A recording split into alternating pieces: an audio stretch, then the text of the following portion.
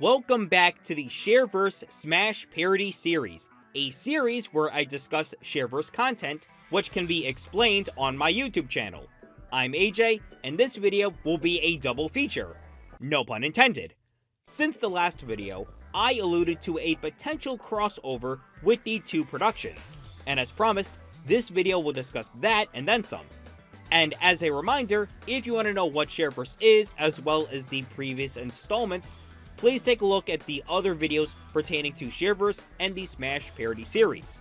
So with that, this is going to be a bumpy ride. I would like to remind the fact that the past 3 installments of this parody series, Super Smash Lesbians Anniversary, Sephgirls, and the upcoming crossover, all happened within the span of a month. That is because of my current state of mind when working on these events while I was still dealing with high school crap, where I was more interested in my creative arts and shared universe concept rather than my local student life. More on that later. But for now, with Sephgirls' popularity for Astral Souls, it was only natural to have a crossover with Smash Lesbians. And so, 1 week later, Super Smash Lesbians meets Sephgirls was shot. As per usual with these videos, I would discuss the newcomers and the roles my reflection decided for them, but since the novelty of crossovers is seeing 2 franchises in the same room, there was no need to introduce anybody new. It was mostly fun seeing how Smash Lesbians production members interacted with those from the Sef-Zero organization. Eventually, all of the members from the Sephgirls production gravitated towards the Smash Lesbians members that were portraying the original 12 Smash roles and the Smash 4 group. This was a huge opportunity for somebody like Starla. That was going to be her big chance to side with Rosalina, by that point the astral goddess of Nintendo. Because for Starla, if she doesn't have any control, she is irrelevant. Her big goal was to kill Rosalina, crush AJ's heart, and the series was hers. But as tradition, there was a major 11th hour plot twist. Apparently, the Great War Alignment ally and local zoo enthusiast, Aisha Clan, didn't get the memo that Super Smash Crew had ended over a year ago. So she busted onto the set in her old Sonic attire, which made her reprise the role of Sonic for the current parody series, even though Aisha is not a lesbian. At least I don't think so. But it wasn't like Aisha was completely unaware of the rules for the series, since she also brought 2 highly requested Astral Souls for the production. That's right, as I alluded to in Anniversary, Love Live's very own Nozomi Tojo, portraying the Ganondorf role. And as for her lover Eli, she was given the Shulk role. AJ could not fathom why Aisha insisted these roles would be good for the idols, but they're here to stay. Ultimately, it didn't matter that much since they showed up in the last 20 minutes, so it didn't damage anything. So that was Smash Lesbians meets Sephgirls, and as AJ reflected on the month as a whole, it came to the decision that the Smash Parody Series should return to a serialized schedule rather than sporadic one-night-only events. And while AJ was inclined to the idea, it wouldn't come into fruition right away. By this point in my high school education, all of my hopes and optimism that things would eventually turn around were shattered entirely. The bullying was a mere daily issue, not for Shareverse content, but me being antisocial and non-athletic. It got to the point where the deans and higher-ups of the school could do very little to resolve practically anything. And by the start of February, my parents decided that me transferring high schools was the only option left on the table. So any Shareverse-related content was on the back burner while I was trying to readjust to high school life. This second school was much better for me. I met great friends that I still talk to today, I was more welcomed in clubs and groups than before, and more so, I got motivated for Shareverse again, which meant that the hypothetical Smash Lesbians series could begin production by the end of April, and without doubt or concern, Super Smash Lesbians the series was greenlit. The first episode was on April 28th, 2017. The last episode was April 28th, 2017.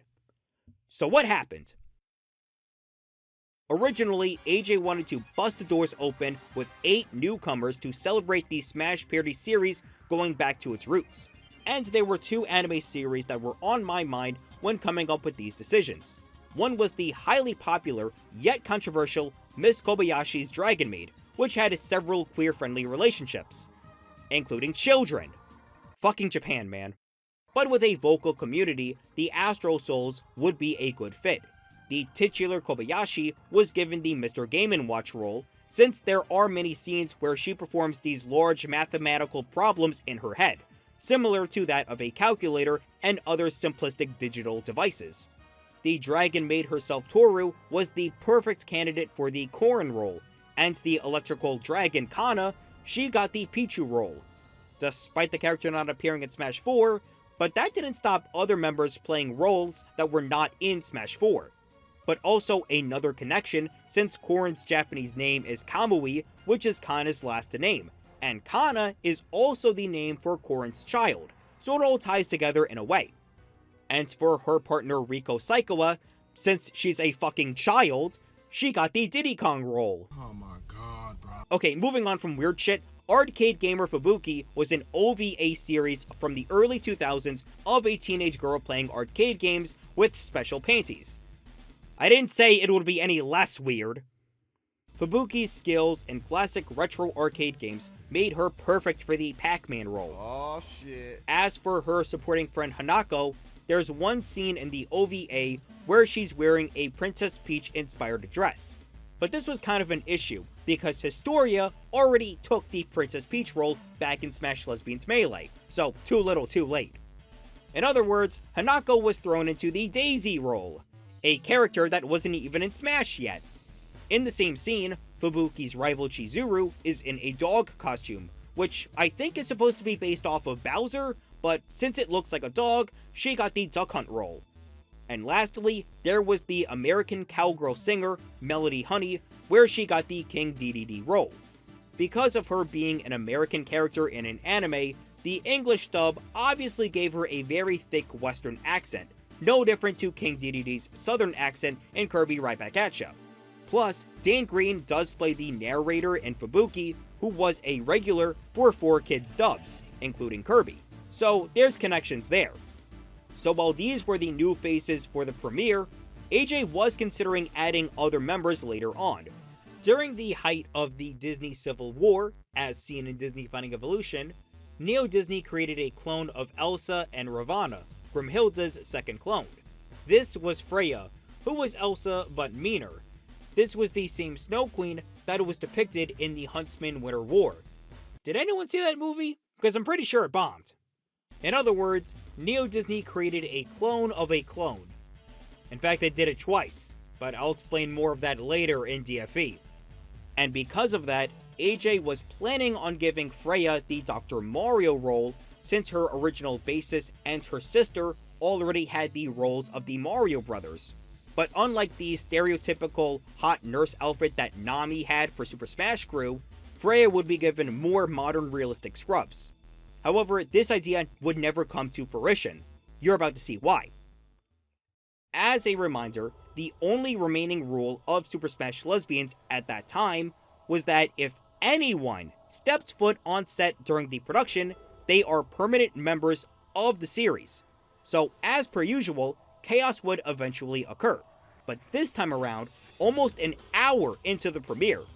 You see, Carmilla saw the past two events, Double invading Sephgirls and Aisha bringing along two other people during the crossover. Carmilla saw that Smash Lesbians was the perfect spot to promote and advertise other products. And with Carmilla being the head astral manager of the Viacom alignment, she wanted to promote a hot new summer blockbuster that would jumpstart a brand new cinematic universe. So during the premiere, she decided to bring along Ahmed, the titular mummy of the 2017 film, who was a loyal employee to the alignment. And what role did she play? No one. And Carmilla thought that this would put butts in seats for a Tom Cruise vanity project. Yeah, how did that turn out? I thought so. So if that wasn't bad enough, how about the 8 main baddies of a completely unrelated storyline showing up on set? These were the Revenants, the supposedly antagonistic forces of the NetherRealm Mortal Kombat trilogy, but more prominently, the antagonists of Coral Knights. They had no real motive to be on the set, only to cause more chaos in Earthrealm. I could tell you Edward was not pleased when he heard the news. But because the Revenants were there, that also meant their vigilante nemesis had to appear as well. Although I guess Katana, her Revenant clone, and Jade didn't feel too out of place since they already appeared in Super Smash Crew at one point, which is something that I can't say for everybody else. Like, what the hell is Striker gonna do? Or Nightwolf? Or Inura, a character that got a name change yet was practically erased after his one scene in Mortal Kombat X. Still not over how poorly managed the Netherrealm story was. And of course, all of these people did not portray any roles. Not long after their inclusions, they were immediately kicked out. But once again, it didn't stop the fact that they were now permanent members of the parody series. But by this point, AJ was done. He walked out of the commentary booth and took a break outside. But that would be a big mistake. Because the commentary room was vacant, Starla pretty much had the keys to the house. So she decided to take control of the entire production. In classic Madhouse tradition, the patients were running the asylum. Several near-death fights occurred between Sep-Zero members and other employees, and the fear of more employees showing up to the premiere alone was even more chaotic and concerning. When AJ came back in, it was a zoo. No pun intended. He could not afford to have any more people show up or get hurt, so he started to shut everything down. But one more fight was still underway. Rosalina decided to stop Starla in a one-on-one Final Destination match. And while the fight started in the goddess's favor, the tides unfortunately began to turn. Starla's power level skyrocketed. Her second form, known as Crazed Starla. With this gigantic surge of power, she was able to overthrow Rosalina and badly wound her. And with that outcome, that was the final match of Super Smash Lesbians, the series. Everybody left the studio either confused, disappointed, or badly wounded. AJ took it to heart the most. Not only was Rosalina beaten senselessly, but the parody series that was once considered a shitpost was now AJ's passion project. And within a day, that passion project was taken away and twisted by the hands of evil. For Starla the Sensational was the true, undefeatable champion. And with a title like that, AJ had no motivation of ever bringing back this parody series. It was officially... And so, that was the tale of how something was built up, only to be crumbled away so soon. However, considering that I have already made other videos talking about Smash Lesbians Ultimate, which takes place in 2019 to 2021, obviously I did bring back the parody series. But how did I get to that point? Well, you'll have to find out next time. So, if you liked how sad and twisted this whole video was, please consider hitting the like button. And to see the final part of the second era of the Smash Parody series, please consider hitting the subscribe button. Until then, I'm AJ, and I'll see you all in the next one.